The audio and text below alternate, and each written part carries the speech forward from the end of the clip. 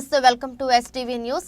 సంగారెడ్డి జిల్లా పటాన్చేరు మండల పరిధిలోని నందగామ మసీద్ వద్ద స్థానిక కాంగ్రెస్ పార్టీ నేతలు గోరేమియా ఆధ్వర్యంలో మాజీ సర్పంచ్ శివానంద్ సహకారంతో ఇఫ్తార్ విందు ఘనంగా నిర్వహించారు. పటాన్చేరు నియోజకవర్గం కాంగ్రెస్ పార్టీ ఇన్ఛార్జి కాటా శ్రీనివాస్ గౌడ్ ఇఫ్తార్ విందుకు హాజరై ముస్లిం సోదరులను ఆలింగనం చేసుకుని ఆత్మీయ విందు అందించారు. ఈ సందర్భంగా కాటా శ్రీనివాస్ గౌడ్ మాట్లాడుతూ మత సామరస్యానికి ప్రతీకగా రంజాన్ పవిత్ర మాసంలో ఇఫ్తార్ విందు ఇవ్వటం తెలంగాణలో ఓ చక్కని సంప్రదాయ వేడుకగా జరుగుతుందన్నారు. సకల జనులు అల్లా దయతో సుభిక్షంగా శోభిల్లాలని ఆయన ఆకాంక్షించారు. ఈ కార్యక్రమంలో కాంగ్రెస్ నాయకులు, కార్యకర్తలు పాల్గొన్నారు.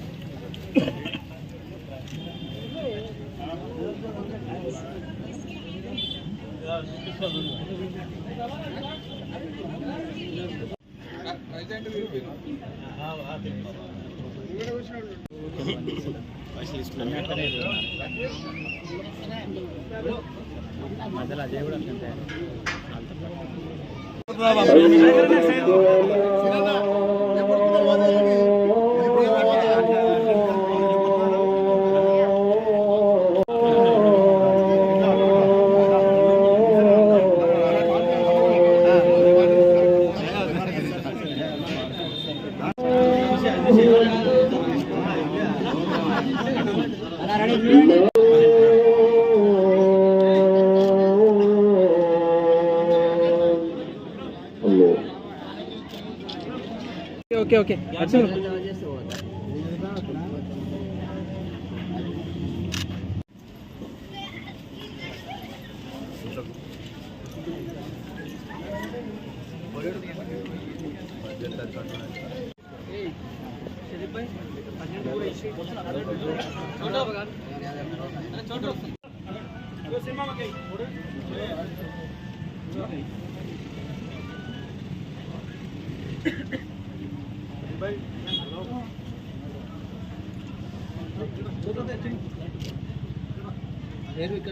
నందిగామ గ్రామంలో ఈ యొక్క రంజాన్ మాసం సందర్భంగా మా యొక్క గోరేమియా ఆధ్వర్యంలో ఈ ఇఫ్తార్ విందు కార్యక్రమానికి ముఖ్య అతిథిగా విచ్చేసిన మన పటాన్చేరు నియోజకవర్గ ఇన్ఛార్జి కాటా సీనన్న గారికి, అదేవిధంగా వివిధ గ్రామాల నుంచి వచ్చిన కాంగ్రెస్ ప్రముఖులకు, ముఖ్యంగా మా నందిగామ ముస్లిం సోదరులకు, అదేవిధంగా మా యొక్క గ్రామ పెద్దలకు అందరికీ కూడా ఈ యొక్క రంజాన్ మాస శుభాకాంక్షలు తెలియజేస్తూ, ఈ రంజాన్ మాసంలో ఈ ముస్లిం సోదరులు ఏదైతే ఉన్నారో ఒక నెల రోజుల నుంచి పవిత్రంగా ఉపవాసాలు ఉండి వాళ్ళు వండుకుంటా వాళ్ళ గురించే కాకుండా గ్రామం గురించి మంచి ఉండాలని చెప్పేసి వాళ్ళు ఎప్పుడు కూడా ప్రార్థన రోజు చేస్తూ ఉంటారు.